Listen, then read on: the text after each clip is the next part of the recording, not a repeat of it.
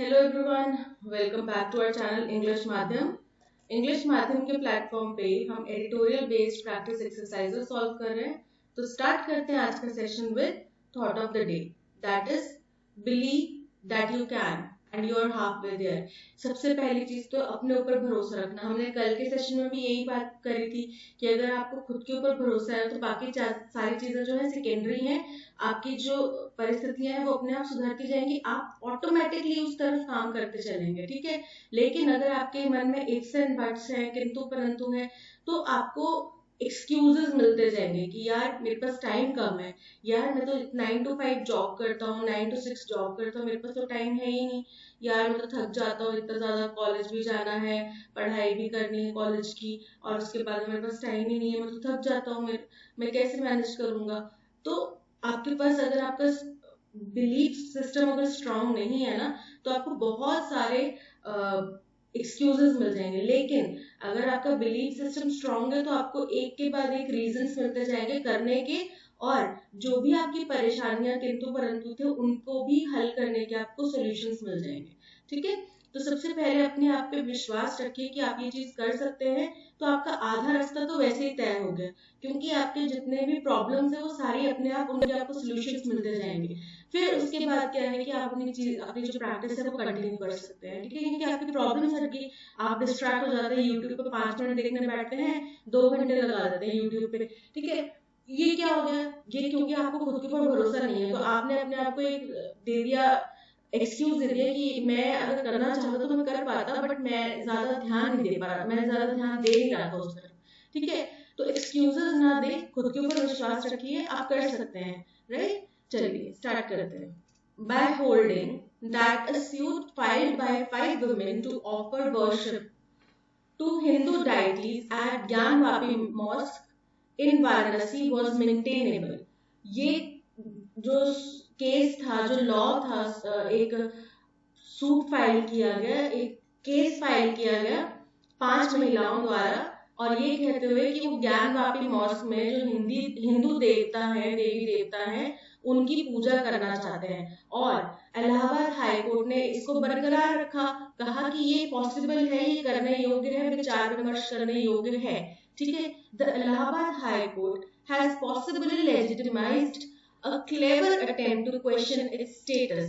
बोल रहे तो इलाहाबाद हाई कोर्ट ने एक तरीके से इस चीज को कानूनी जामा पहना दिया, जो ये क्लेवर अटेम्प्ट किया गया कि जो ज्ञानवापी मॉस्क है उसके स्टेटस को चेंज करने के लिए, उसके स्टेटस के ऊपर क्वेश्चन उठाने के लिए।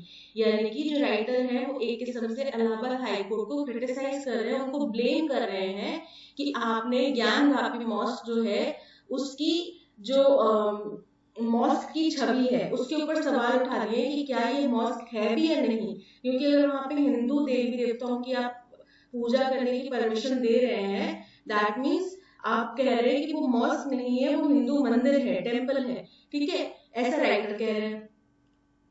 In an order that upholds a district court verdict to the same effect। बोल रहे हैं कि एक डिस्ट्रिक्ट कोर्ट का वर्डिक्ट था जिसमें उन्होंने भी यही चीज कही थी, उसको अपहोल्ड करते हुए, यानी कि बरकरार रखते हुए, justice M.J.J. Munir has ruled that the suit is limited in scope to enforcing the plaintiff's right to worship Hindu deities।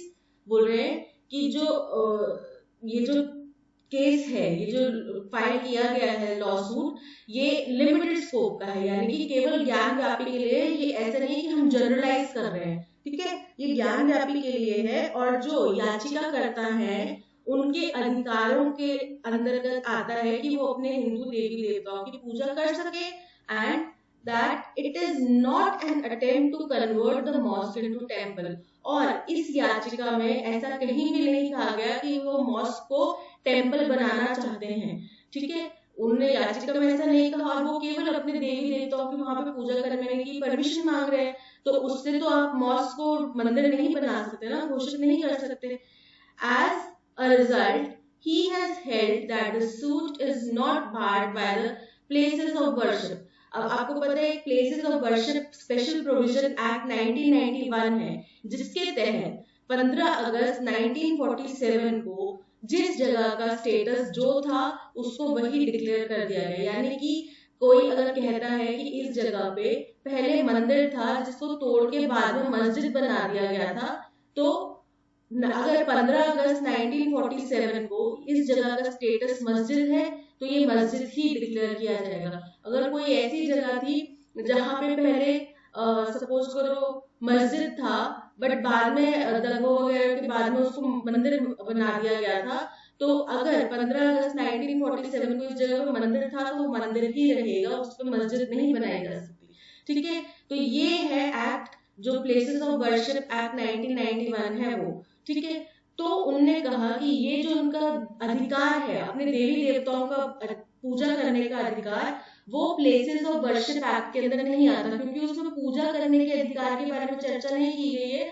उसमें केवल जगह, पूजा करने की जगह के बारे में बात की गई है। वर्शिप चाहे आप पूजा कर रहे हैं, चाहे आप अरदास कर रहे हैं, चाहे आप नमाज पढ़ रहे हैं, किसी भी तरीके की धार्मिक जो रिचुअल्स हैं वो जिस जगह पे परफॉर्म किए जाते हैं उस जगह के स्टेटस की बात है, ना कि किसी के पूजा करने के तरीके के ऊपर कि वहां पे वो हिंदू देवी देवता की पूजा करना चाह रहा है या नहीं करना चाह रहा है। और क्योंकि उनका पूजा करने का अधिकार है तो वो इस स्टेटस के अंदर में नहीं आता, इस प्लेसेस ऑफ वर्शिप एक्ट के अंदर में नहीं आता। In the process, the court has rejected the objections by the Committee of Management of Anjuman इंतजामिया मस्जिद। एक अंजुमन इंतजामिया मस्जिद की मैनेजमेंट कमेटी है, उसने कुछ ऑब्जेक्शंस उठाए थे, तो कोर्ट ने उन सभी ऑब्जेक्शंस को रिजेक्ट कर दिया। और ये जो कमेटी है कहाँ पे है, वाराणसी में। दैट, और इन्होंने क्या तर्क दिए थे, that the suit is barred by 1991 law, कि ये जो केस उन्होंने किया है महिलाओं ने, ये 1991 लॉ के तहत निष्कासित होता है, मतलब उसके अंतर्गत नहीं आता, उसके तहत इसको खारिज किया जाना चाहिए 1991 एक्ट के तहत भी, as well as the Uttar Pradesh वक्फ एक्ट 1995, जो उत्तर प्रदेश का वक्फ एक्ट है उसके भी अगेंस्ट में जा रहा है ये जो सूट फाइल किया है, and the UP Shri Kashi Vishwanath temple act 1983। इन्होंने तीन ये एक्ट्स का जिक्र करा कि इन तीनों एक्ट्स के अगेंस्ट में ये सूट फाइल किया जा रहा है, यानी कि ये जो सूट है इसको इन तीनों एक्ट्स के अंतर्गत खारिज किया जा सकता है, किया जाना चाहिए।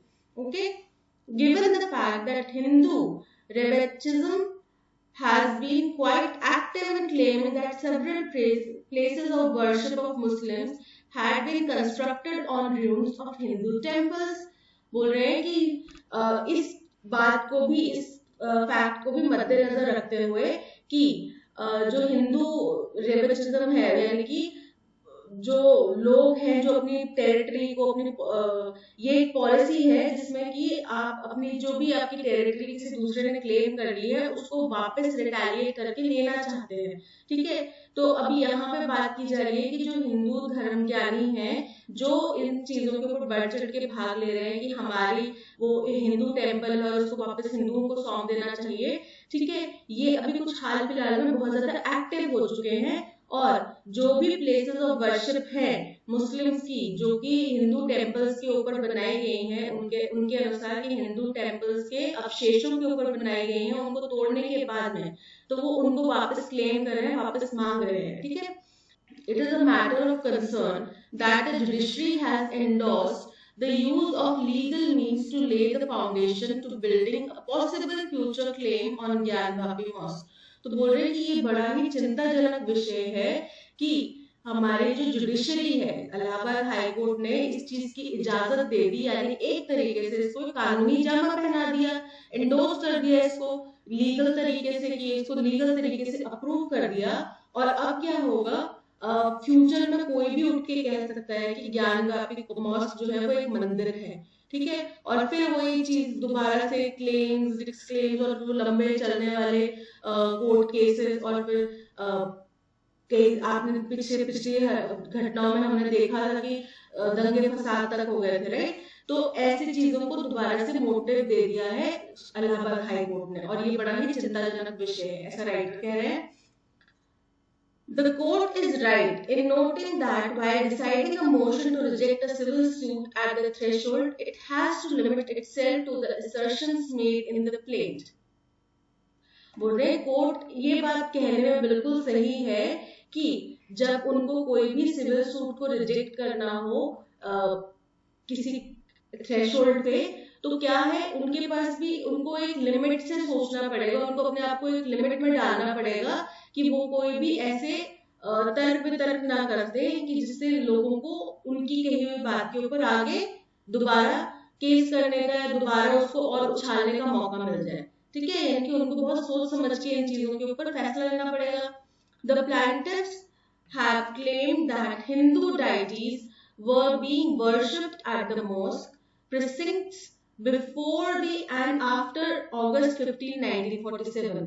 जो ये याचिका करता है, 5 महिलाएं जिन्होंने याचिका करी है, इनका ये कहना है, इन्होंने ये क्लेम करा है कि हिंदू देवी देवताओं की पूजा वहां पे की जाती थी मॉस्क के प्रिसिंक्ट मतलब उसके परिसर में।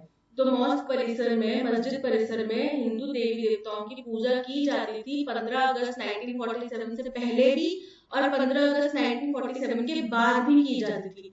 In particular, they have claimed that the daily worship of Hindu deities was going on at Gyan Vyapi till 1990। बोल रहे हैं, उन्होंने खास तौर पे ये चीज कही है, क्लेम करी है कि 1990 तक ज्ञान व्यापी में हिंदू देवी देवताओं की पूजा डेली की जाती थी। ठीक है, after which it was suspended at the peak of movement against the Babri मस्जिद in अयोध्या। अब आपको पता है 1990 के दौरान में बाबरी मस्जिद कांड भी हुआ था, तो उस टाइम पे फिर वो कि ये फिर एक बाबरी मस्जिद तोड़ ली, फिर बाकी मस्जिद वालों ने हिंदुओं के अगेंस्ट में कर दिया। तो ये बहुत ज्यादा लंबा चलने वाला एक बहुत ही दर्दनाक हादसे उस टाइम पे भी झेले गए थे राइट्स के तौर पे। तो उस टाइम पे जब वो अपने पीक पर था, ये जो मूवमेंट था बाबरी मस्जिद के अगेंस्ट वाला जो मूवमेंट था, ये अपने पीक पर था। उस टाइम पे ज्ञान व्यापी में जो डेली की पूजा होती थी उसको रोक दिया गया था। ठीक है, उसको बंद करवा दिया गया था।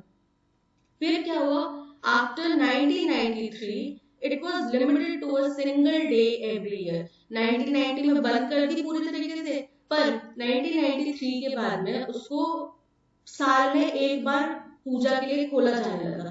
ठीक है, पहले डेली होती थी, फिर बिल्कुल बंद कर दी, फिर साल में एक बार पे लिमिट कर दी। A relevant question is whether it is merely a suit to assert a right to worship or if it is part of a larger decision। अब बोल रहे हैं कि एक जो वाजिब सवाल है वो ये है कि क्या ये केवल एक केस है अपने पूजा के अधिकार को पाने का, या फिर इसके पीछे कोई बड़ा षड्यंत्र है, आगे और पिक्चर सामने आने वाली है, मतलब बैकएंड में कुछ और चल रहा है और आगे इसके बाद परतें और खुलेंगी। तो ये बहुत बड़ा सवाल है।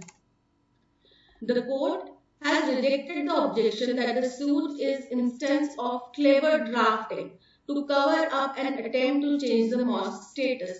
तो कोर्ट ने जो ये भी ऑब्जेक्शन उठाया गया था, ये भी ऑब्जेक्शन दिया गया था कि ये जो सूट है, ये जो केस है, ये बहुत ही क्लेवरली ड्राफ्ट किया गया है जिससे कि वो मॉस्क का जो स्टेटस है, मस्जिद का जो स्टेटस है कि वहां पे मस्जिद है ज्ञान व्यापी में, उसको चेंज करने की कोशिश कर रहे हैं। ठीक है, यानी कि आप ये समझ लो कि जो तर्क दे रहे हैं, ऑब्जेक्शन कर रहे हैं, वो ये कह रहे हैं कि अगर कोई यहाँ पे पूजा का अधिकार कह रहा है, मांग रहा है, तो वो कल को उठ के ये भी बोलेगा कि यहाँ पे पूजा का अधिकार तो हमारा है, दैट मीन्स यहाँ पे मस्जिद नहीं मंदिर होना चाहिए था। ठीक है, और फिर कल को वही उसका स्टेटस जो है चेंज करने की कोशिश की जाएगी। तो ये जो तर्क था, ये जो ऑब्जेक्शन था, इसको कोर्ट ने रिजेक्ट कर दिया। However, it should be noted that the plaintiffs also question whether the mosque was built on waqf property। लेकिन ये चीज भी दिमाग में रखनी चाहिए, ये चीज भी गौर करने वाली है कि जो याचिका करता है उन्होंने ये सवाल भी उठाया है कि क्या मस्जिद वक्फ प्रॉपर्टी के ऊपर बनाया। वक्फ क्या है, जो एक जैसे हिंदू हम लोग टेम्पल्स के समितियां बनाते हैं, ठीक है, कि फलाने टेम्पल की समिति, फलाने टेम्पल की समिति, है ना, वैसे ही वक्फ क्या है, वो मुस्लिम जो मॉस्क हैं उनका एक ऑर्गेनाइजर है, उनका एक कमिटी टाइप है। ठीक है, तो उनकी प्रॉपर्टी के ऊपर मॉस्क बनाया गया है। And assert that property vested in the deity would remain with the deity even if the structure was destroyed.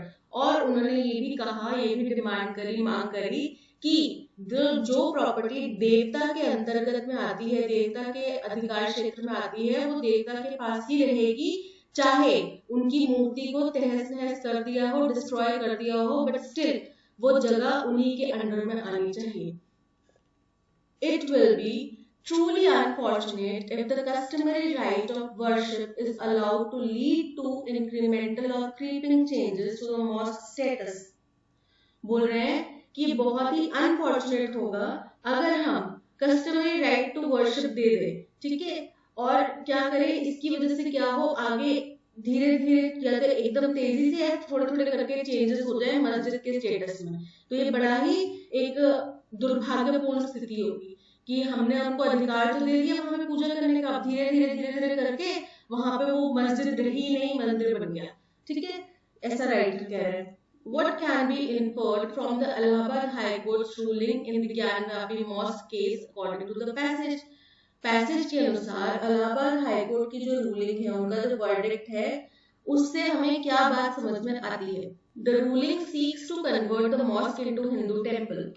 The ruling attempts to enforce the planter's right to worship Hindu deities at the mosque without altering its status. यानी कि बिना मस्जिद का status को change किए हुए वो जो भी याचिका करता है उनको अपने देवी देवताओं की पूजा करने का अधिकार देता है मॉस्क के यानी मस्जिद परिसर में. ठीक है, मस्जिद की जो भी सराउंडिंग एरिया है, जो भी उनका एरिया कवर्ड है उसके अंदर में. ठीक है, जो कि बिल्कुल सही है. The court is openly supporting Hindu revanchism in order to claim places of worship from Muslims. जबकि कोर्ट ने इस बात का खंडन किया है कि ये जो उन्होंने याचिका दायर करी है ये इस तरीके की याचिका नहीं है. इसमें जो प्लेस ऑफ वर्शिप है उसको वो लोग क्लेम नहीं कर रहे हैं, वो केवल वहां पे प्रार्थना करने का, पूजा करने का अधिकार मांग रहे हैं. ठीक है, तो ये गलत हो गया. The court is disregarding the Places of Worship Act and Uttar Pradesh Waqf Act 1995. बोल रहे हैं कि कोर्ट ने ये जो दोनों एक्ट हैं इनको दरकिनार कर दिया, इनका अपमान कर. जबकि कोर्ट ने ये कहा कि इन दोनों एक्ट्स के अंतर्गत में ये याचिका नहीं आती है, इसलिए हम इसको खारिज नहीं कर सकते. ठीक है, so option B is correct. According to the passage, all of the following are true about the Gyanvapi Mosque case except that Gyanvapi mosque के बारे में निम्नलिखित में से सारी बातें सही हैं, केवल एक को छोड़ के. हमें वो एक बात बताइए कौन सी सही नहीं है. पहली है, the Allahabad high court upheld a district court verdict that the suit filed by 5 women to offer worship to Hindu deities at the Gyanvapi Mosque in Varanasi was maintainable. तो अगर हम पैसेज की पहली लाइन पढ़ते हैं स्टार्टिंग, तो starting line में ही ये चीज मेंशन की गई है कि 5 महिलाओं ने याचिका दायर करी जिसको बरकरार रखते हुए इलाहाबाद हाई कोर्ट ने जो डिस्ट्रिक्ट कोर्ट है उसके फैसले को बरकरार रखा और कहा कि ये किया जा सकता है, उनको वहां पे परमिशन दी जा सकती है अपने देवी देवताओं की पूजा करने की. तो ये तो सही है. The court ruled that the suit was an attempt to convert mosque into temple. वो कह रहे कि कोर्ट ने कहा कि जो ये जो केस है ये मस्जिद को मंदिर बनाने का एक अटेम्प्ट है, जो कि बिल्कुल गलत है. कोर्ट ने इस बात से खंडन करा कि ये जो केस है ये आपके स्टेटस को, मस्जिद के स्टेटस को किसी भी तरीके से टैम्पर नहीं कर रहा. सो ये वाली स्टेटमेंट हो गई गलत. ठीक है, और हमें गलत स्टेटमेंट ही फाइंड आउट करनी है, यानी कि ऑप्शन बी करेक्ट है. The suit is not barred by the Places of Worship Act. जो कि हमने पढ़ा, उनने जो वक्फ बोर्ड है उसने तर्क दिया था कि ये जो सूट है ये इनसे मतलब इसके अंतर्गत में इसको खंडित किया जाना चाहिए, खारिज किया जाना चाहिए. ठीक है, लेकिन कोर्ट ने बताया कि ये इसके अंदर में नहीं बार, ये इसके अंदर में नहीं आता, ये इससे बार नहीं किया गया है, यानी कि इससे वंचित नहीं किया गया है. सो ये तो करेक्ट है. The court rejected the objections by the committee of the management of Anjuman Intizamiya Masjid Varanasi that the suit is barred by 1991 law as well as Uttar Pradesh Waqf Act 1995 and Shri Kashi Vishwanath temple act 1983।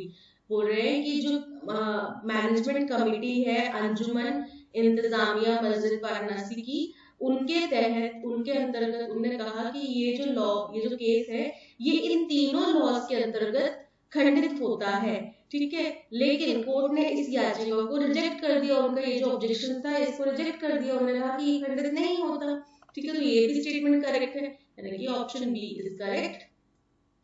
What can be inferred about the main concern of the plaintiffs from the provided passage? बोल रहे हैं कि जो याचिका करता है उनके मुख्य कंसर्न क्या है, क्या क्या बातों के ऊपर उन्होंने चिंता जाहिर करी है, ठीक है। They are primarily interested in initiating a movement against Babri मस्जिद in अयोध्या।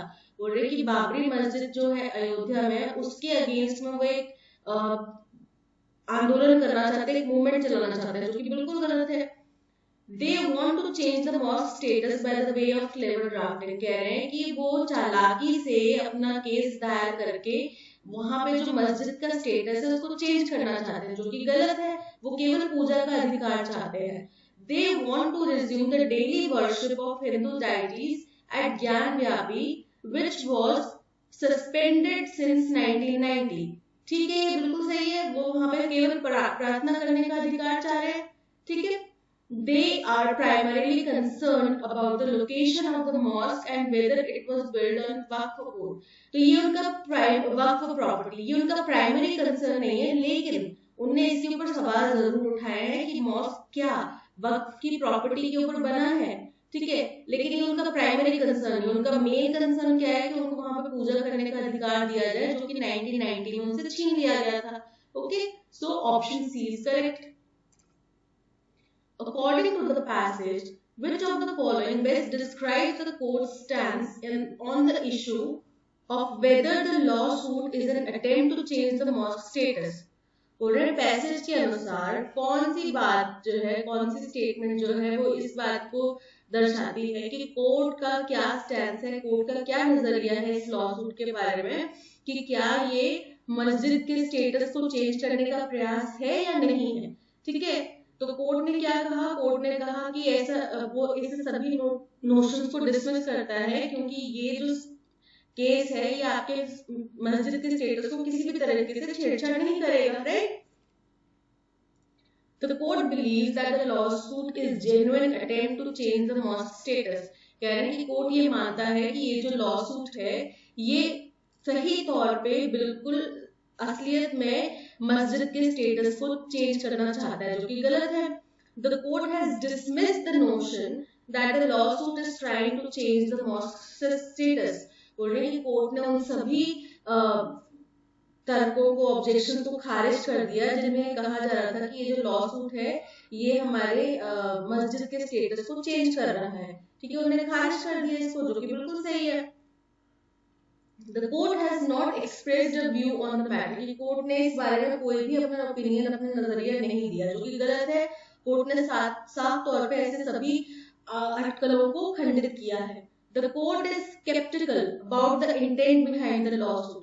बोल रहे कोर्ट थोड़ा अभी तक दुविधा में है, वो क्लियर नहीं है कि इस लॉसूट के पीछे की मंशा क्या है, ठीक है। तो option B is correct. Court ने बिल्कुल साफ तौर पे खंडित किया है सभी बातों को। Question number 5, what is the tone of the passage. अब देखो, हमने जगह जगह पे राइटर से की बातें सुनी कि पढ़ी की जो उन्होंने हाई कोर्ट की जो रूलिंग है उसके ऊपर अपना कंसर्न जाहिर करा, राइट, कि वो जो है प्लेसेस ऑफ वर्शिप एक्ट के अगेंस्ट में जा रहा है। दूसरी चीज, वो मॉस्क का स्टेटस जो है उसको चेंज करने के लिए बड़ी ही क्लेवर ड्राफ्टिंग की गई है।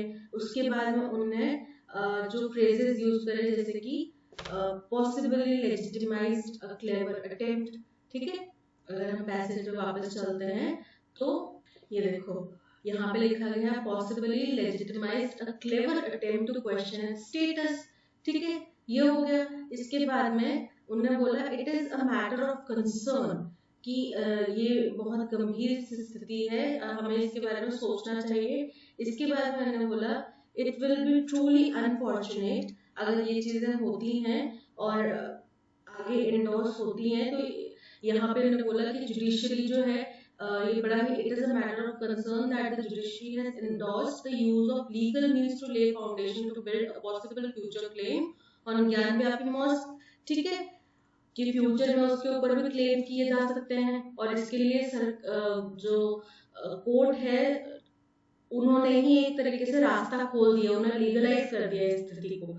ठीक है, उसके बाद उन्होंने बोला कि it will be very truly unfortunate अगर कस्टमरी राइट्स जो है वर्शिप के वो अलाउ किए जाए, और जिनके कारण आगे मॉस्क के स्टेटस में धीरे धीरे करके चेंजेस हो जाए। ठीक है, तो ये सारी चीजें क्या कह रही हैं, ये सारी चीजें जो है वो क्रिटिसाइज कर रहे हैं एक तरीके से जो भी ये घटनाक्रम हुआ है, कोर्ट ने जो वर्डिक्ट दिया है उसको। तो जो टोन है पैसेज की वो क्या है, वो है क्रिटिकल। ठीक है, option C is correct. What is the main theme of the passage? Main theme क्या है पैसेज की? ठीक है, द हिस्ट्री ऑफ ज्ञान व्यापी। हमने ज्ञान व्यापी का इतिहास नहीं पढ़ा है यहाँ पे। The potential for altercations in status of places of worship due to legal proceedings. बोल रहे हैं कि अगर कानूनी तौर पे हम इस तरीके की इजाजतें देने लगे तो आगे क्या होगा, आगे उन जगहों पे क्लेम्स और ज्यादा मजबूत होते जाएंगे। क्योंकि अब देखो, अभी तक तो ज्ञान व्यापी में सिर्फ मुस्लिम समुदाय के लोग अपने जो भी धार्मिक रीति रिवाज है वो फॉलो कर रहे थे। ठीक है, नमाज पढ़ रहे थे और जो भी कार्यक्रम होते हैं उनके वो कर रहे थे। लेकिन अब अगर हम 1993 के बाद वहां पे नहीं है, लेकिन अब अगर हम उनको दे देते हैं परमिशन हिंदू धर्म के लोगों को वहां पे पूजा करने के लिए, तो राइटर के अनुसार क्या होगा, ये एक परिस्थिति बन जाएगी कि कल को वहां पे हिस्सेदारी मांगेगी, आधा हिस्सा तो हमारा है आधा हिस्सा तुम्हारा है। फिर उसके बाद में क्या होगा कि नहीं, ये तो हिंदू टेम्पल को तोड़ के बनाया गया है, तो अब इसको वापस हिंदू टेम्पल को ही दे दिया जाए। तो आप क्या कर रहे हैं, आप पोटेंशियल ऑल्टरकेशन के यानी कि पोटेंशियल चेंजेस जो हो सकते हैं उनकी स्टेटस में, उसके लिए आप कानूनी तौर पे उसको इजाजत दे रहे हैं। ठीक है, और यही उन्होंने सारे इसमें बताया। ठीक है, तो option B is correct. The details of places of worship act, हमने प्लेसेस ऑफ वर्शिप एक्ट के बारे में नहीं पढ़ा ना पूरे डिटेल में। The planters right to worship Hindu deities, कि जो याचिका करते हैं उनका अधिकार है हिंदू देवी देवताओं की पूजा करना, और सारी चर्चा उसी के ऊपर है। तो इसके ऊपर चर्चा की गई, बट मुख्य उद्देश्य था कि जो स्टेटस है वो चेंज ना हो। ठीक है, so option B is correct. Synonym बताना है हमें इंक्रीमेंटल का। इंक्रीमेंटल अगर आप समझ रहे हैं इंक्रीज से, ठीक है, तो इंक्रीज से बनता है इंक्रीमेंटल। क्या मतलब हुआ, धीरे धीरे बढ़ते जाना, आगे की तरफ बढ़ना। ठीक है, ऐसे भी हो सकता है ऐसे भी हो सकता है, यानी कि बढ़ना, कुछ भी चीज बढ़ना। ठीक है अब यहाँ पे हो गया सडन। सडन मतलब एकदम से, अचानक से। अब अचानक से कम भी हो सकता है, अचानक से बढ़ भी सकता है, कोई अचानक से आ भी गया। ठीक है, अचानक से नहीं होगा। इमीडिएट मतलब एकदम से, जल्दीबाजी में, अभी तुरंत। एब्रप्ट, एब्रप्ट का मतलब भी होता है कि आप एकदम अचानक से कोई चीज हो जाए। ठीक है, ग्रेजुअल, ग्रेजुअल मतलब धीरे धीरे करके बढ़ना। तो इंक्रीमेंटल मतलब भी धीरे धीरे करके बढ़ना, कि ये जो प्रोसेस है इंक्रीमेंटल है, यानी कि आगे बढ़ रही है धीरे धीरे करके, और ग्रेजुअल मतलब भी धीरे धीरे बढ़ना। So option D gradual is correct. Assert, assert का मतलब होता है कोई ऐसा फैक्ट बोलना, या फिर ऐसा बिलीफ, कोई जिसको आप बड़े कॉन्फिडेंटली मानते हैं, बिलीव करते हैं। ठीक है, यानी कि कोई भी ऐसी स्टेटमेंट जिससे आप पूरी तरीके से सही समझते हैं, ठीक है, ट्रू समझते हैं, और आप उसमें मानते हैं, बिलीव करते हैं। ठीक है, तो इसका एंकर में बताना है। क्लेम, क्लेम मतलब भी हो गया किसी चीज के ऊपर कोई बात को कहना, मानना। ठीक है, क्लेम करना यानी कि आपका बिलीव है, आप मानते हैं कि ये चीज आपकी है। ठीक है, तो आप उसको क्लेम कर रहे हैं। डिक्लेयर, डिक्लेयर मतलब कहना। ठीक है, कोई चीज अपनी बता देना है, किसी और की बता देना, डिक्लेयर करना। डिनाई, डिनाई मतलब मना कर देना। अब सपोज करो ये एक पेन बॉक्स है, पेंसिल बॉक्स है, ये इसके ऊपर आप अपना अधिकार असर्ट कर रहे हैं, आप कह रहे हैं कि ये मेरा है। ठीक है, और मैं कह रही हूँ, डिनाई कर रही हूँ कि नहीं आपका नहीं है। कोई थर्ड व्यक्ति है वो क्लेम कर रहा है कि ये इनका ही है। ठीक है, तो ये क्या हो गया, डिनाई मतलब असर्ट का ऑपोजिट। ठीक है, option C deny is correct. Affirm का मतलब भी होता है किसी चीज को मान लेना, कंफर्म कर देना, ठीक है। अफर्म इनकरेक्टली स्पेल्ड वर्ड हमें बताना है, ठीक है। सबसे पहले आता है एबिसल। एबिसल का मतलब होता है कोई भी चीज जो गहराई को, समुद्र की गहराई को नापने के लिए, समुद्र की गहराई से अगर रिलेटेड कोई चीज हो, जैसे महासागर की गहराई, तो उसको बोला जाता है एबिसल। इंसिशन, इंसिशन का मतलब होता है कि कट करने का, किसी चीज में कट करके कुछ और बना देने का जो प्रोसेस होता है उसको बोलते हैं इंसिशन, ठीक है। एब्स्ट्रूस, एब्स्ट्रूस का मतलब होता है कोई ऐसी चीज जो बड़ी ही मुश्किल से आपको समझ में आ रही है, राइट। जैसे जो इकोनॉमिक्स के आर्टिकल्स होते हैं, है ना, इकोनॉमी रिलेटेड जो आर्टिकल्स होते हैं वो बड़ी मुश्किल से समझ में आते हैं, उनको समझना बड़ा प्रॉब्लमेटिक हो जाता है, राइट। मतलब मीनिंग, वर्ड का एक्चुअल मीनिंग कुछ और है, वहां पे स्टेटमेंट में कुछ और बता रहा है वो, है ना। तो बड़े और इतने सारे डेटा होता है उसके अंदर कि समझना बड़ा मुश्किल हो जाता है। एब्सिशन, एब्सिशन का मतलब होता है अलगाव, किसी भी तरीके का डिटैचमेंट रखना, ठीक है। जैसे कि आप एग्जाम्पल समझो कि जैसे पेड़ है, उसकी जो पत्तियां हैं वो सूख जाती है तो क्या होती है, डिटैच जाती हैं, तो वो क्या हो गया, एब्सिशन, ठीक है। अब एब्सिशन के स्पेलिंग होते हैं ABSCISSION, तो यहाँ पे इनकरेक्ट स्पेलिंग किसके हैं, ऑप्शन डी एब्सिशन के। रीअरेंज करना है। What's contentious is the reasonability or otherwise of the curves। बोल रहे हैं कि सबसे ज्यादा जो विवादास्पद है वो जो ये जो रोक लगाई गई है, इसके ये रोक लगाया जा रहा है, इसके जो रीजन दिए जा रहे हैं वो बड़े विवादास्पद हैं, ठीक है। Asking for a review of orders on the prolong suspension of internet in Jammu and Kashmir. बोल रहे हैं ये जो रीजन दिए गए ना इंटरनेट को रोक लगाने के, तो उस वो बड़े ही सवाल विवादास्पद है, यानी कि वो जो रीजन दिए जा रहे हैं वो सही नहीं लग रहे कई लोगों को, उनके ऊपर विवाद हो रहा है। तो इसी वजह से जो कोर्ट है वो मजबूर हो गया कि ऑर्डर जो ऑर्डर्स थे जिसमें इंटरनेट को सस्पेंड करने की बात कही गई थी, उनको दोबारा रिव्यू करने के लिए उन्होंने कहा सरकार को कि आप अपने ऑर्डर्स को दोबारा रिव्यू करिए, अब इतने लंबे टाइम तक तो वहां पे इंटरनेट सस्पेंड नहीं होना चाहिए, ठीक है। No fundamental right guaranteed by the constitution is absolute.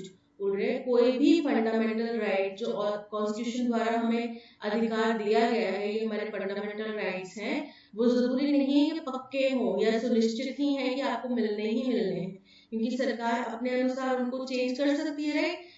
कभी इमरजेंसी के नाम पे, कभी नेशनल सिक्योरिटी के नाम पे सरकार उनको चेंज कर सकती है, ओके। और ये एक किस्म से हमारी ओपनिंग स्टेटमेंट हो जाती है, क्योंकि यहाँ पे हमें पता चल रहा है हम फंडामेंटल राइट्स की बात कर रहे हैं, ठीक है। और क्या हमें फंडामेंटल राइट्स जो मिलते हैं वो जरूरी है कि हमें हर कीमत पे, हर हाल में, हर परिस्थिति में मिलेंगे ही, उनके ऊपर चर्चा की जा रही है, ठीक है। तो ये हो गया first statement. Article 19(2) empowers the state to impose reasonable restrictions on exercising the fundamental right of freedom of speech and expression on various grounds, including national security, sovereignty, integrity and public order। कह रहे हैं article 19(2) जो है उसके अनुसार सरकार के पास ये पावर है कि वो किसी भी फंडामेंटल राइट जो है, खास तौर पर फ्रीडम ऑफ स्पीच या एक्सप्रेशन, उसको अलग अलग ग्राउंड्स पे, यानी कि अलग अलग परिस्थितियों में, अलग अलग स्थितियों में उनके ऊपर रिस्ट्रिक्शंस, रीजनेबल रिस्ट्रिक्शंस लगा सकती है, ठीक है। अब ये वेरियस ग्राउंड्स क्या है, जो मैंने अभी बताया कि नेशनल सिक्योरिटी के नाम पे, देशभक्ति के नाम पे, या फिर दंगे फसाद रोकने, public law and order maintain करने के नाम पे वो ये चीजें कर सकते हैं। वही यहाँ पे मेंशन की गई है national security, sovereignty, integrity and public order. इन सब चीजों के नाम पे वो हमारे जो फ्रीडम ऑफ जो फंडामेंटल राइट्स हैं उनके ऊपर रोक लगा सकते हैं, रिस्ट्रिक्शन लगा सकते हैं। ये सेकंड स्टेटमेंट हो गया, क्योंकि फर्स्ट स्टेटमेंट बताया था कि हमारे फंडामेंटल राइट्स जो है वो एब्सोल्यूट नहीं है, और इसी तरह पे 19(2) जो आर्टिकल है वो सरकार के पास में इतनी पावर दे देता है कि वो हमारे फंडामेंटल राइट्स के ऊपर रोक लगा सके। ठीक है, ये हो गया second statement. The Supreme Court had declared last month that access to internet was a constitutionally protected right. अब constitutionally protected right का मतलब होता है एक ऐसा अधिकार जिसके अंदर किसी भी तरीके का इंटरफेरेंस किसी भी तौर पे किसी भी तर्ज पे नहीं किया जा सकता। ठीक है, तो कॉन्स्टिट्यूशनली प्रोटेक्टेड राइट है, यानी कि सरकार इसके ऊपर इतने लंबे समय तक रिस्ट्रिक्शन नहीं लगा सकती। ठीक है, subject to restrictions already laid down in the statute, बोल रहे हैं जिसके ऊपर ऑलरेडी हमने इतने लंबे समय तक रिस्ट्रिक्शंस लगा दिए हैं। राइट, अब यहाँ पे कहा गया कि सरकार के पास में अधिकार है कि वो कोई भी रीजनेबल रिस्ट्रिक्शन लगा सकती है। ठीक है, तो थर्ड पॉइंट पे कहा जा रहा है कि जो ज्यादा सवालास्पद है या विवादास्पद है वो ये है कि वो रीजन जो तर्क देती है इन रिस्ट्रिक्शंस को लगाने का वो, तो जिसकी बेसिस पर हमें अब ये पूछने के लिए मजबूर होना पड़ा कि जो इतने लंबे समय से जम्मू एंड कश्मीर में इंटरनेट के ऊपर सस्पेंशन चल रहा था उसको आप रिव्यू करो, उसके ऑर्डर्स को रिव्यू करो और उसको आप हटाओ वहां से। ठीक है, ये हो गया थर्ड स्टेटमेंट। और फोर्थ स्टेटमेंट हो गया कि सुप्रीम कोर्ट ने डिक्लेयर करा है पिछले महीने कि इंटरनेट जो है वो कॉन्स्टिट्यूशनली प्रोटेक्टेड राइट है, subject to restrictions already laid down in the statute. ठीक है, सो ये हो गया हमारा फोर्थ स्टेटमेंट, यानी कि हमारा अरेंजमेंट बन रहा है QRPS। क्यू से एक ही स्टेटमेंट एक ही ऑप्शन स्टार्ट है, ऑप्शन बी QRPS। ठीक है, so option B is correct. हमें जो हाईलाइटेड वर्ड्स दिए हैं, ठीक है, अंडरलाइन हाईलाइटेड वर्ड्स जो दिए हैं इनके रिप्लेसमेंट ढूंढना है एकदम correct. When the weather is hot, बोले जब भी कभी मौसम गर्म होता है, I will like to eat ice cream. तो जब भी कभी हम बात करते हैं इफ, व्हेन, व्हेनेवर, ठीक है, तो इनके साथ में हमेशा प्रेजेंट इनडेफिनेट फॉर्म यूज होती है। ठीक है, वर्ब की प्रेजेंट इनडेफिनेट फॉर्म। तो अब यहाँ पे हमें आई विल लाइक टू, यानी कि ये एक तरीके से आपको बता रहे हैं फ्यूचर की बात कि जब वेदर हॉट होगा तब मुझे पसंद आएगा आइसक्रीम खाना। तो आपको तब पसंद नहीं आएगा, आप तब पसंद करते हैं आइसक्रीम खाना, यानी कि I like to eat ice cream. Okay, so I should like to eat ice cream, I like to eat ice cream, I liked past की बात होगी, I shall like to eat ice cream future का कॉन्सिक्वेंस है कि हो सकता है मुझे पसंद आ जाए, मैं पसंद कर लूं आइसक्रीम खाना उस टाइम पे। यहाँ पे option B I like to eat ice cream, जब भी कभी मौसम गर्म होता है तो मुझे आइसक्रीम खाना बड़ा अच्छा लगता है, option B is correct. That would be apt revenge for the man who is never the crowd favorite when he plays either Federer or Nadal। बोल रहे कि कोई उस आदमी के लिए जो कभी भी जब फेडरर के अगेंस्ट खेलता है, नडाल के अगेंस्ट खेलता है, ये दोनों क्या है, टेनिस प्लेयर्स है, रॉजर फेडरर, राफेल नडाल, और चोटी के प्लेयर्स है, दिग्गज खिलाड़ी हैं, टॉप रैंकर्स हैं। ठीक है, तो ये जो व्यक्ति है जिनकी हम बात कर रहे हैं इनके बारे में कहा जा रहा है कि ये एकदम वाजिब उनका रिवेंज होगा जब भी, क्योंकि वो कभी भी अगर राफेल नडाल और फेडरर के, रॉजर फेडरर के अगेंस्ट खेलते हैं तो जो वहां पे जनता दर्शक देखने आते हैं उनके वो फेवरेट प्लेयर नहीं होते। ठीक है, यानी कि उनके फेवरेट प्लेयर कौन होंगे, या तो रॉजर फेडरर होंगे या राफेल नडाल होंगे। ठीक है, whose fans frequently behave disgracefully towards Djokovic। और ये व्यक्ति जो द मैन जिनका जिक्र किया गया वो कौन है, नोवाक जोकोविक। ठीक है, ये भी एक टेनिस प्लेयर है।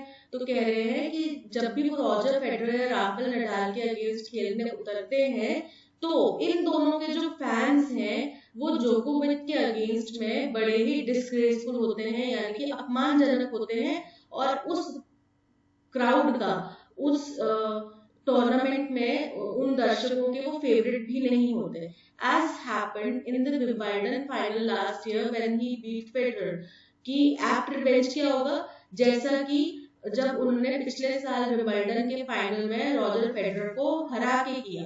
तो रॉजर फेडरर को हराया तो क्या हुआ, जो उनके फैंस जोकोविक के अगेंस्ट में डिस्ग्रेसफुल थे वो सब क्या हो गए, निराश हो गए।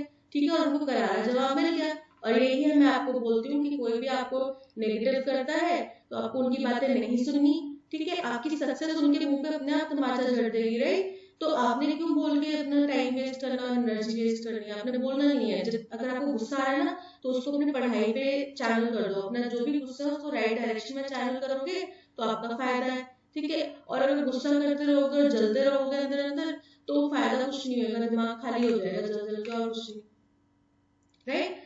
Rafael Nadal is one behind at 19 and Novak Djokovic won his 17th at the Australian Open.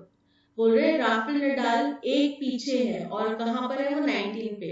तो किससे एक पीछे है? आई थिंक फेडरर से एक पीछे है, ठीक है। और नोवाक जोकोविक जो है वो 17th पर पहुंच चुके हैं, यानी कि उन्होंने 17th ऑस्ट्रेलियन ओपन जीता है या ग्रैंड स्लैम जीता है संडे को, ठीक है। Federer is 38 years old. Federer जो है वो 38 साल के हैं, राफेल नडाल 34 के हैं और जोकोविक 33 के हैं। It's likely that Djokovic will overtake his great peers before he retires. बोल रहे थे ये बहुत ज्यादा चांसेस हैं, क्योंकि जोकोविक की अभी एज ज्यादा नहीं है, वो केवल 33 ईयर्स के हैं, ठीक है। तो बहुत बड़े चांसेस हैं कि जब तक जोकोविक रिटायर हो तब तक ये जो उनके पीयर्स हैं, यानी कि उनके जो आगे सीनियर्स हैं जो उनसे बहुत अच्छे मुकाम पे पहुंच चुके हैं, ये उनको भी पीछे छोड़ देंगे अपनी रिटायरमेंट से पहले, ठीक है। Serbia's Novak Djokovic, the least loved among the amazing troika. Troika मतलब तिकड़ी। तिकड़ी कौन कौन सी होगी? नोवाक जोकोविक, राफेल नडाल और रॉजर फेडरर। इन तीनों की टिकड़ी की, ये तीनों जो है टॉप प्लेयर्स हैं इस वक्त टेनिस के, ठीक है। कोई चौथा नाम सुनने में भी नहीं आता आसपास में। कुछ प्लेयर्स हैं जो ठीक है अच्छा परफॉर्म करते हैं, बट टॉप रैंकिंग में ये तीन लोग ही ज्यादातर दिखाई देते हैं, ठीक है। तो बोल रहे हैं कि सर्बिया के नोवाक जोकोविक जो है वो, ये जो तिकड़ी है रॉजर फेडरर, राफेल नडाल और नोवाक जोकोविक की, इन तिकड़ी में से सबसे लीस्ट लव्ड है, यानी कि इनके सबसे कम प्रशंसक है इन तीनों के कंपैरिजन में, ठीक है। That has dominated tennis for last 17 years. और इस तिकड़ी ने, ये जो तिकड़ी है तीनों प्लेयर्स की, इसने पिछले 17 साल से टेनिस के ऊपर राज किया है, ठीक है। Might actually end up as the greatest of them. अब क्यों, हालांकि अभी तो ये लीस्ट फेवरेट है, लीस्ट लव है, लेकिन हो सकता है कि जब तक ये रिटायर हो तब तक ये इन तीनों में सबसे ज्यादा स्कोरर, सबसे हाईएस्ट मुकाम पे पहुंच जाए। Roger Federer leads the count of titles in tennis Holy Grail Grand Slam events with 20 trophies. Roger Federer जो है वो, उनके पास सबसे ज्यादा टाइटल्स हैं टेनिस के। होली ग्रेल मतलब कि जैसे आप समझो कि टेनिस के जो मक्का मदीना है, ठीक है, मुस्लिम के लिए जैसे मक्का मदीना उनके होली ग्रेल, मतलब वो एक ऐसी जगह है जहाँ पे जाना उनके लिए अनिवार्य ही अनिवार्य है, वो उनके लिए बड़ा धार्मिक मतलब महत्व रखता है, ठीक है। तो वैसे ही जो ग्रैंड स्लैम इवेंट्स हैं वो टेनिस के लिए बहुत ज्यादा महत्व रखते हैं, और इनकी रॉजर फेडरर के पास में 20 ट्रॉफियां हैं, और इसी के पीछे Rafael Nadal one behind at 19। Rafael Nadal के पास उनसे एक पीछे है जिनके पास 19 ट्रॉफीज हैं, और नोवाक जोकोविक के पास 17 ट्रॉफीज हैं, ठीक है। तो हमें एक चीज तो समझ में आ गई कि एस स्टेटमेंट के बाद हमारी क्यू स्टेटमेंट आएगी, ठीक है। एस के बाद में क्यू आने वाली है, ओके। अब इस सीक्वेंस को देखो, यहाँ पे एस आ गया, एस के बाद में क्यू यहाँ पर आ रहा है, एस आया, क्यू बहुत पहले आ गया, एस आया, उसके इमीडिएट बाद में पी, फिर क्यू, ठीक है। और एस उसके बाद में पी आर क्यू, यानी कि हमारा पॉसिबिलिटी है ऑप्शन ए करेक्ट होने की, ठीक है। अब चलते हैं, हम आपको लॉजिकली बताते हैं। That would be apt revenge for the man who is never the crowd's favorite. अब ये स्टेटमेंट को, यहाँ इतनी स्टेटमेंट को पढ़ के हमें समझ में आ रहा है कि किसी ऐसे व्यक्ति की बात हो रही है जो जनता के फेवरेट नहीं है, जिनके बारे में पहले जिक्र हो चुका है, ठीक है। तो यानी कि ये हमारी फर्स्ट स्टेटमेंट नहीं हो सकती। हमारी फर्स्ट स्टेटमेंट क्या है? सर्बिया के नोवाक जोकोविक जो है वो लीस्ट लव्ड है among the Troikaa, that has dominated. उस तिकड़ी के जिसने 17 साल टेनिस पे राज किया है उसमें नोवाक जोकोविक सबसे लीस्ट फेवरेट है, और ये पॉसिबिलिटी है कि वो सबसे महान निकलकर सामने आए, जब तक उनका करियर एंड हो तब तक वो सबसे महान बन जाए, ठीक है। ये हो गया फर्स्ट। इसके बाद में रॉजर फेडरर जो है टाइटल्स के काउंट्स में सबसे आगे है, उनके पास 20 ट्रॉफीज है।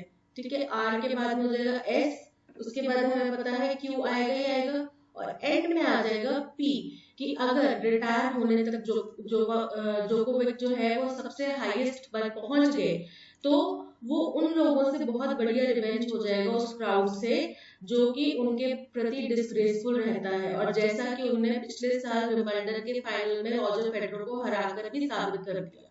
ठीक है, सो RSQP ऑप्शन ए हमारा हो गया करेक्ट। ठीक है, देखा लिंक बन गया तो हमारा करेक्ट पता चल गया ना हमें पहले। All non-officer appointments to the 3 of the Indian Armed Forces, बोल रहे इंडियन आर्म फोर्सेस के जो तीनों अंग हैं, ठीक है, कौन कौन से, आर्मी, नेवी, एयरफोर्स। ठीक है, इनमें जो भी नॉन ऑफिसर पोस्ट की अपॉइंटमेंट्स होंगी, यानी कि नॉन ऑफिसर पोस्ट की जो भर्तियां होंगी, will be through Agnipath. Agnipath आपको पता है, अग्निवीर 3 साल 4 साल के लिए उनको अपॉइंट किया जाएगा, उसके बाद उनको रिटायर कर दिया जाएगा, नो पेंशन नथिंग। ठीक है, और उसके बाद उनको जॉब वगैरह की कोई गारंटी नहीं है, तो अग्निपथ के थ्रू में उनको रिक्रूट किया जाएगा। Literally the path of fire, जो कि कथित तौर पर मतलब सच में वर्बली भी मतलब एक मेटाफर के तौर पे नहीं, लिटरली असल में अग्निपथ है, right. The centre announced on June 14, और ये कब हुआ, सेंटर ने 14 जून को ये अनाउंसमेंट करी। The government has dashed its reason for the move that fundamentally disrupts not only the process of recruitment but also the character of the soldiers। बोल रहे जो गवर्नमेंट ने रीजन दिया है, जो उन्होंने तर्क दिया है इस मूव के लिए, वो ना केवल फंडामेंटली डिस्टर्ब करता है, यानी कि इसको एक तरह से बिखेर देता है, पूरी प्रोसेस को कमजोर कर देता है, बल्कि जो सोल्जर्स हैं उनके कैरेक्टर को भी कमजोर कर देता है। ठीक है, almost dash a section of experts has jumped in praising the move as transformative for the country's defense। बोल रहे हैं, लेकिन उसी टाइम पे एकदम तुरंत ही एक बड़ा तबका सामने आ गया जिसने इस कदम का प्रशंसा करी और कहा कि इससे हमारे कंट्री का जो डिफेंस सिस्टम है वो ट्रांसफॉर्म हो जाएगा, चेंज हो जाएगा पूरी तरीके से। ट्रांसफॉर्म, चेंज होना दोनों एस्पेक्ट हो सकता है, बट यहाँ पे ट्रांसफॉर्म मतलब बहुत ही पॉजिटिव निकल कर आएगा। ठीक है, but many in defense community and also political observers had not shied away from expressing their concern and shock। बोल रहे हैं कि लेकिन कई डिफेंस कम्युनिटी के जो लोग हैं और पॉलिटिकल ऑब्जर्वर्स हैं, उन्होंने बिल्कुल भी बिना किसी हिचकिचाहट के अपनी चिंता और हैरानी जाहिर करी। ठीक है, क्योंकि आपको पता है कि आर्मी, जो बच्चे आर्मी ज्वाइन करते हैं वो क्यों ज्वाइन करते हैं, क्योंकि उनको पता है जॉब्स सिक्योरिटी है, लंबे समय तक टिके रहेंगे वहां पे। अब अगर बोला जाएगा किसी को कि 4 साल के लिए तो अपनी जान जोखिम पे डाल दो, उसके बाद तुम्हारी जान तुम जैसे मर्जी कमाओ खाओ, हमें नहीं पता, तो क्यों जाना चाहेंगे बच्चे, क्यों ज्वाइन करना चाहेंगे, राइट। मैंने अपने खुद के नोन में कई लोगों को देखा है जो पहले इतने डेस्परेट थे, हर एक एग्जाम देने जाते थे आर्मी का, और इतने डेस्परेटली क्वालिफाई करना चाहते थे, आर्मी जाना चाहते थे, अब वो सब बैकआउट कर चुके हैं। उनको पता चल गया कि अग्निपथ और अग्निवीर वाला सिनेरियो चल रहा है, तो उन सब ने प्राइवेट जॉब्स सिक्योर कर ली, क्योंकि उनका कहना है कि भाई 4 साल में हम प्राइवेट जॉब में कहीं ना कहीं तो स्टैंड कर ही जाएंगे, ये जॉब करके फायदा क्या जहाँ पे 4 साल बाद हमें निकाल दिया जाएगा। ठीक है, तो इसी को ध्यान में रखते हुए कई सारे डिफेंस कम्युनिटी के लोगों ने और पॉलिटिकल ऑब्जर्वर्स ने अपनी चिंता जाहिर करी। Youth aspiring to join the forces are on the streets in protest in several states। जो नौजवान युवा हैं कई शहरों में, कई जगहों पे सड़कों पर उतर आए हैं अपना प्रोटेस्ट जाहिर करने के लिए, and dash even turning violent in many places. और इनमें से कुछ जो है या फिर ये जो युवा है ये कई जगहों पे बहुत ज्यादा वायलेंट, बहुत ज्यादा उग्र भी हो गए हैं। ठीक है, आक्रामक भी हो गए हैं। All non-officer post assignments to appointments to the 3 of the Indian Armed Forces। रंग मतलब होता है positions, ranks। तो यहाँ पे तीनों रैंक्स की बात नहीं करी जा रही, क्योंकि इंडियन आर्म फोर्सेस में बहुत सारे रैंक्स होते हैं, ठीक है। तो कौन से 3 रैंक्स की बात कर रहे होंगे? कोई भी नया अपॉइंटमेंट होता है वो रंगूट के तौर पर ही अपॉइंट होता है, ठीक है। तो रैंक्स की बात नहीं की गई। स्क्रीनिंग, स्क्रीनिंग मतलब होता है एग्जामिनेशन। हमने देखा है ना, कंप्यूटर बेस्ड स्क्रीनिंग टेस्ट, तो वो क्या है? एग्जामिनेशन, ठीक है। विंग्स, विंग्स मतलब तीनों जो ब्रांचेस हैं, तीनों जो शाखाएं हैं, आपको पता है ना आर्म फोर्सेस की तीनों विंग्स, यानी कि आर्मी, नेवी, एयर फोर्स, ठीक है। एनॉर्मस, एनॉर्मस का मतलब होता है बड़ा ही, ह्यूज, जाइगेंटिक, बहुत ही बड़ा, विशाल। तो यहाँ पे विंग्स की बात की जा रही है। Option C, all the 3 wings of the Indian Armed Forces will be through Agnipath. The government has dashed its reason for the move that fundamentally disrupts. बोले जो गवर्नमेंट ने तर्क दिया है इस मूव के लिए, उसने फंडामेंटली डिसरप्ट कर दिया है इस रिक्रूटमेंट, ना केवल रिक्रूटमेंट प्रोसेस को, बल्कि सोल्जर्स को के कैरेक्टर को भी, उनके मनोबल को, उनकी जो एक हम अभी तक फौजी समझते थे ना कि फौजी बनना है मतलब डिसिप्लिन और देश प्रेम और देशभक्ति और ये सब जज्बा, अब उसके कैरेक्टर को ही इनने डिस्टर्ब कर दिया है, चेंज कर दिया है, तोड़ दिया है। अप्रिशिएट, अप्रिशिएट मतलब प्रेज करना, रिकॉग्नाइज करना। कॉम्पनसेट, कॉम्पनसेट मतलब किसी, जैसे आपसे कोई गलती हो जाए तो आप उसके लिए कॉम्पनसेट कर रहे हैं कि उसकी भरपाई करना। स्टेक, स्टेक मतलब हिस्सेदारी। और इन्यूमरेटेड, इन्यूमरेटेड मतलब होता है गिनवाना या एक एक करके बताना। तो the government has enumerated its reason, government ने अपने रीजन गिनाए हैं, बताए हैं फॉर द मूव, अब इस कदम के लिए, और जिसकी वजह से पूरा का पूरा सिस्टम जो है डिस्ट्रक्ट हो गया है, ठीक है। तो enumerated is correct. Almost dash a section of experts, almost in place, in place का मतलब होगा कि जहां पे होना चाहिए एकदम उसी जगह पे है ना, एकदम the books were in place, यानी कि वो अपनी जगह पे सही सही तौर पे रखी हुई थी। went down, जिसका मतलब होता है कि धीरे धीरे करके एकदम पास आना, ठीक है। या फिर एक बहुत ही स्ट्रेस या एक्साइटमेंट वाली स्थिति के बाद थोड़ा सा रिलैक्स हो जाना, ठीक है, तनाव मुक्त होना। तो ये जो ऑलमोस्ट विंड डाउन नहीं हुआ है, ऑलमोस्ट तनाव मुक्त नहीं हुआ है, almost on Q, on Q का मतलब होता है एकदम सही परिस्थिति में, एकदम सही समय पर, ठीक है। ऑन क्यू मीन्स एकदम सही समय पर। And up, and up means कि अपने आप को किसी ऐसी स्थिति या जगह पे पाना, मतलब एक रिलेशन में है और कभी ब्रेकअप कर लेते हैं, कभी पैचअप कर लेते हैं, फिर क्या हुआ, वो फाइनली एंड अप हो जाते हैं मैरिज में, यानी कि उन्होंने फाइनली मैरिज में एंड अप करा, they ended up, finally ended up in marrying each other, ठीक है। तो वो अंत की परिस्थिति हो गई, यानी कि आप उस परिस्थिति के अंत में पहुंच गए, ठीक है, दैट मीन्स एंड अप। तो यहाँ पे on Q, on Q means एकदम सही, एकदम उसी टाइम पे, परफेक्ट टाइमिंग के साथ में। तो option C, on cue, almost on cue, उसी टाइम पे, ऑलमोस्ट इमीडिएटली उसी टाइम पे एक सेक्शन ऑफ एक्सपर्ट उठकर आ गया, जो कि इसको बड़ा ही ट्रांसफॉर्मेटिव, बड़ा ही अच्छा कदम बता रहा था। लेकिन जो डिफेंस कम्युनिटी के या फिर कुछ पॉलिटिकल ऑब्जर्वर्स हैं, उन्होंने बड़े ही बिना किसी हिचकिचाहट के अपना कंसर्न, अपना चिंता जाहिर करी, ठीक है। There dash and shock. तो एस्केलेशन, एस्केलेशन मतलब होता है वृद्धि, ठीक है। तो वृद्धि तो उन्होंने जाहिर नहीं करी। टेन्योर, टेन्योर मतलब कार्यकाल। रिजर्वेशन, रिजर्वेशन मतलब डाउट, संदेह। और रेजोल्यूशन, रेजोल्यूशन तो मतलब होता है कोई भी समाधान निकालना। तो यहाँ पे उन्होंने अपने रिजर्वेशन, अपने डाउट और शॉक जाहिर करे। Option C, reservation is correct. Youth aspiring to join the forces are on streets in protest in several states and dash even turning violent and are even turning। अब youth जो है, नौजवान लोग, ठीक है, यानी कि मल्टीपल लोग हैं, एक व्यक्ति नहीं है, ठीक है। तो आर यानी कि प्लूरल फॉर्म आएगी, ठीक है। एंड टर्निंग वायलेंट, टर्निंग देखो टर्निंग वायलेंट प्रेजेंट की बात बता रहे हैं, ठीक है, तो are turning violent, option A is correct. अब फिर से रीअरेंजमेंट का क्वेश्चन है, why not ensure that it was used with consent.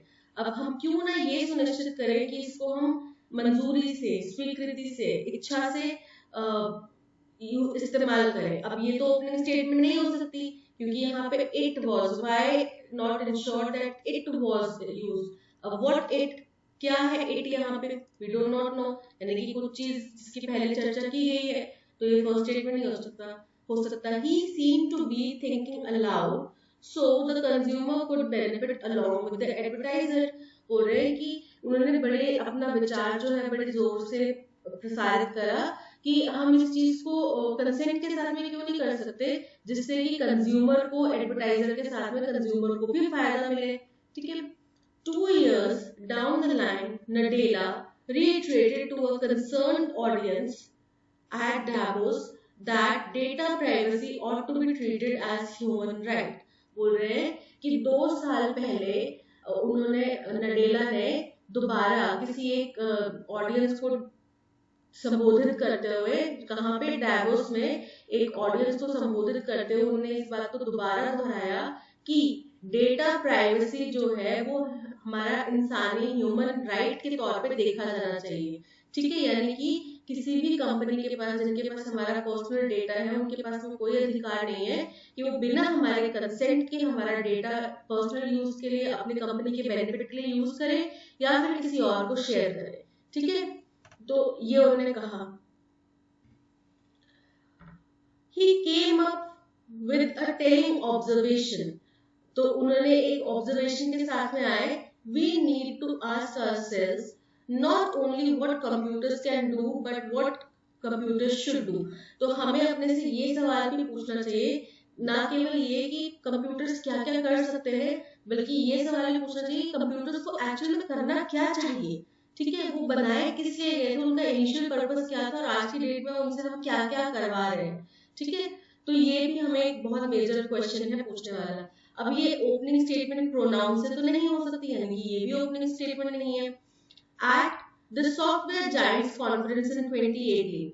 अब ये एक ओपनिंग स्टेटमेंट हो सकती है कि 2018 में एक कॉन्फ्रेंस हुई सॉफ्टवेयर की बड़ी बड़ी कंपनियों की, ठीक है। माइक्रोसॉफ्ट सीईओ सत्या नडेला, वहां पे माइक्रोसॉफ्ट के सीईओ जो है सत्या नडेला, उन्होंने एक याचना करी, ठीक है, एक याचिका टाइप करी, implored the industry, पूरी इंडस्ट्री से, to rethink the way its products work, कि हमें दोबारा विचार विमर्श करना चाहिए कि हमारे प्रोडक्ट्स किस तरीके से काम कर रहे हैं, because the dangers of how technology could be used to invade privacy had become so clear।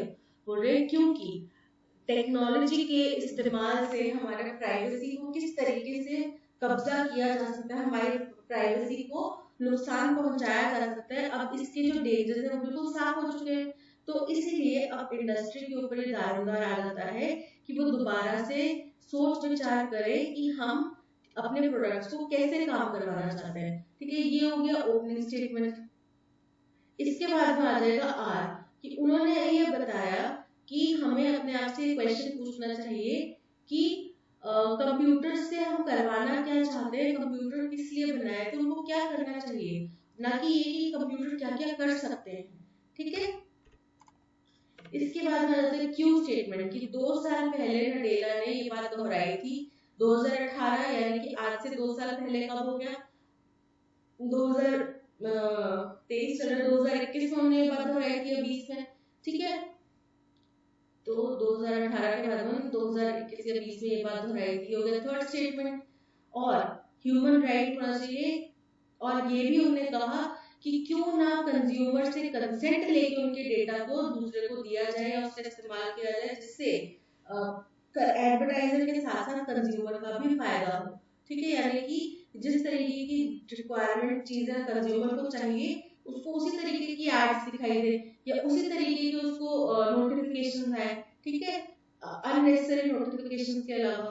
तो यहाँ पे अरेंजमेंट बन रहा है एस आर पी। अब देखो एस से तीन ऑप्शन स्टार्ट हो रहे हैं, ऑप्शन बी हटा दो, क्यू से है, SP, D हटा दो, हमें SR चाहिए, ठीक है, SRP हटा दो, SRQP, option C is correct. Notwithstanding the well-intentioned policies framed periodically to improve school education, बोल रहे हैं जो पॉलिसी स्कूल एजुकेशन को समय समय पर इम्प्रूव करने के लिए बनाई गई थी, उनकी अच्छी मंशा के साथ में खरा नहीं उतरता, and high sounding goals mounted by officers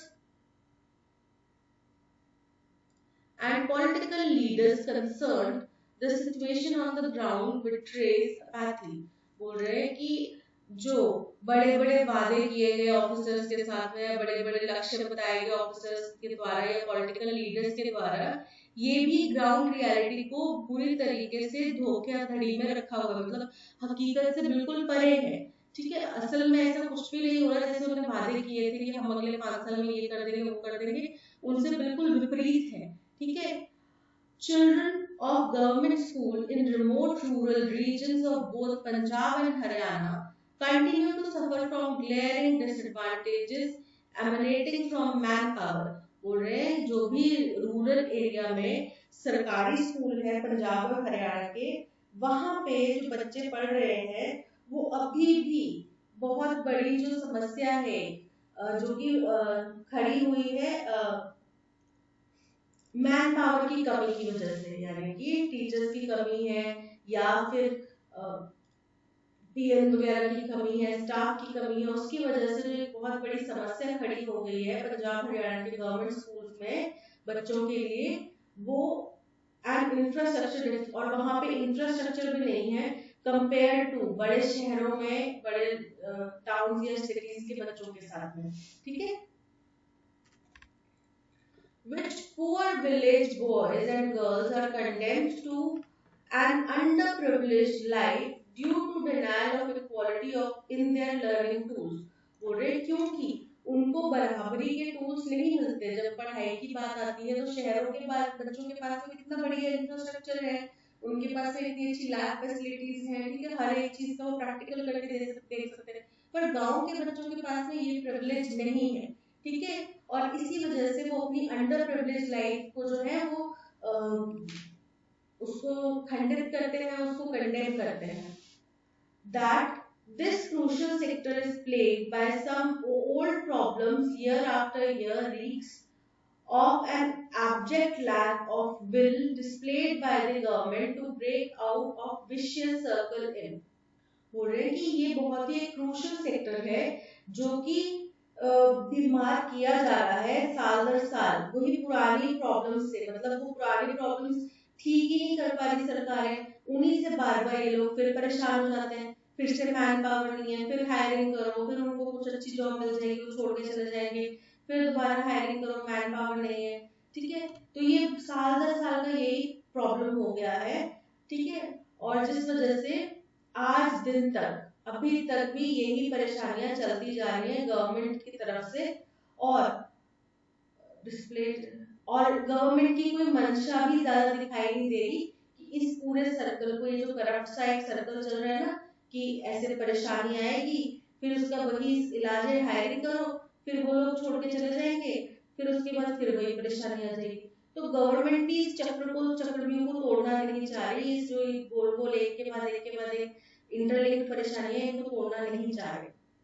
तो सबसे पहला स्टेटमेंट आ जाता है कि not withstanding the well mentioned policies framed periodically, यानी कि जो एक वेल इंटेंशन वाली पॉलिसी बनाई गई थी, ठीक है, उसके बिल्कुल भी खरे नहीं उतरने वाला जो हमारा स्टाइल है कि जिसपे बड़े बड़े ऑफिसर्स ने वादे कुछ और किए थे, लीडर्स ने वादे कुछ और किए थे, पर ग्राउंड रियलिटी बिल्कुल डिफरेंट समझ में आ रही है।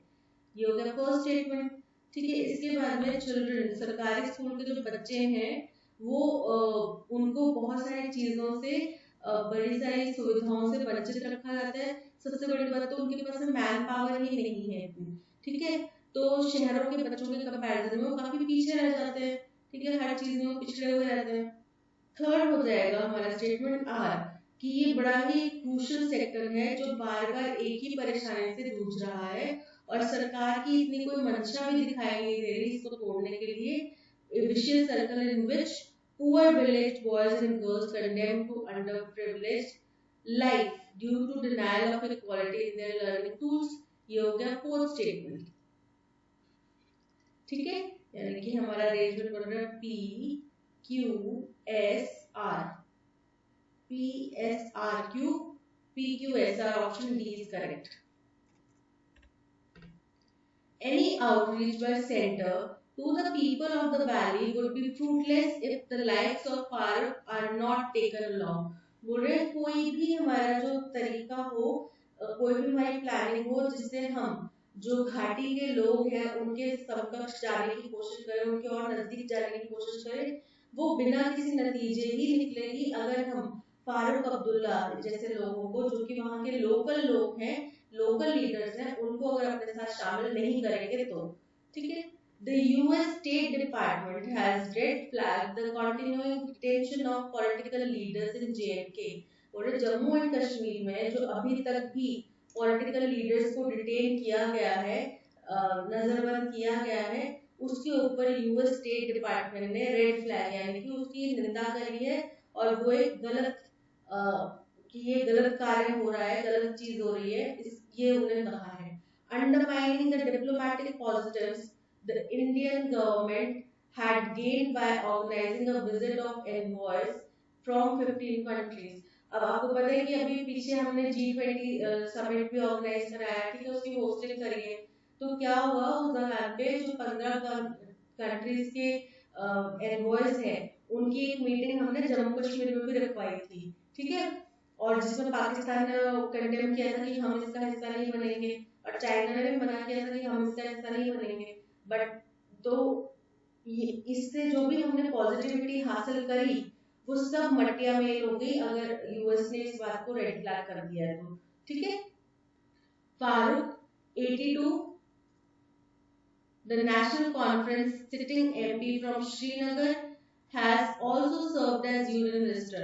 अब ये बात हो रही है फारूक अब्दुल्ला की जो कि 82 इयर्स के हैं, ये नेशनल कॉन्फ्रेंस के सिटिंग एमपी हैं श्रीनगर से और ये यूनियन मिनिस्टर भी रह चुके हैं। Besides having distinguished himself as India's representative who countered Pakistani propaganda at the 1994 UN Convention in Geneva। तो 1994 में जो जिनेवा में यूएन कन्वेंशन हुआ था उसमें इन्होंने पाकिस्तान का जो प्रोपेगेंडा है उसको भी काउंटर किया था और इंडिया के एक सच्चे रिप्रेजेंटेटिव के तौर पे वहां पे साबित हुए थे। For the past over 5 months, 3 former J&K CMs, पिछले लगभग 5 महीने से भी ऊपर से अभी तक जो 3 J&K के पुराने सीएम, ओल्ड सीएम रह चुके हैं, जिनमें एक है फारूक अब्दुल्ला, दूसरे हैं उनके बेटे उमर अब्दुल्ला और तीसरी है महबूबा मुफ्ती। इनको अभी तक डिटेन किया गया है, have been under preventive detention since article 370 was abrogated. जब से आर्टिकल 370 वहां से हटाया गया है तब से लेके अब तक ये तीनों जो है वो नजरबंद है, डिटेंशन के अंदर है। ये हमारी एक तरीके से ओपनिंग स्टेटमेंट हो गई क्योंकि यहाँ पे बताया जा रहा है कि 3 जो मिनिस्टर्स हैं। अब ये क्यू जो स्टेटमेंट है जिसमें कहा गया कि यूएस डिपार्टमेंट ने रेड फ्लैग करा है जो हमारे पॉलिटिकल लीडर्स अभी तक नजरबंद है उसको, जिससे कि जो भी हमने पॉजिटिव इमेज अपनी बनाई थी G20 वहां पे ऑर्गेनाइज करके वो सब मट्टी मेल हो गए। ठीक है, ये हो गया हमारा फर्स्ट स्टेटमेंट। सेकेंड स्टेटमेंट होएगा जहाँ पे ये बताया गया कि 3 फॉर्मर सीएम जो हैं जेएनके के वो अभी तक नजरबंद हैं। ये हो गया सेकेंड स्टेटमेंट। इसके बाद में आता है थर्ड स्टेटमेंट कि फारूक अब्दुल्ला जो कि 82 इयर्स के हैं और इन्होंने क्या क्या काम किए हैं, क्या क्या इनकी अचीवमेंट्स हैं उनके बारे में बताया गया। और फोर्थ स्टेटमेंट हमारा आ जाता है पी, जिसमें कि ये बताया गया कि घाटी के अगर लोगों के हमने दिलों में जगह बनानी है और उनके नजदीक जाना है तो हमें फारूक अब्दुल्ला जैसे लोगों को साथ में लेना ही होगा। ठीक है, तो अरेंजमेंट बन रहा है Q S R P. Q से 2 स्टार्ट हो रहे, ए और बी, यानी कि सी और डी तो एलिमिनेट हो गए। Q R S P, Q S R P, option B is correct. आज के सेशन में इतना ही। इस सेशन की पीडीएफ प्लस ऑडियो एक्सप्लेनेशन आपको टेलीग्राम चैनल में मिल जाएगी। टेलीग्राम चैनल का लिंक आपको डिस्क्रिप्शन में दे दिया गया है। इसके अलावा प्ले स्टोर से आप ऐप भी डाउनलोड कर सकते हैं और ऐप का लिंक भी आपको डिस्क्रिप्शन में दे दिया गया है। ठीक है, तो thank you so much for watching. मिलते हैं नेक्स्ट सेशन में। तब तक अगर कंटेंट पसंद आया तो लाइक शेयर एंड सब्सक्राइब जरूर कीजिएगा। Keep learning and keep practising. All the very best.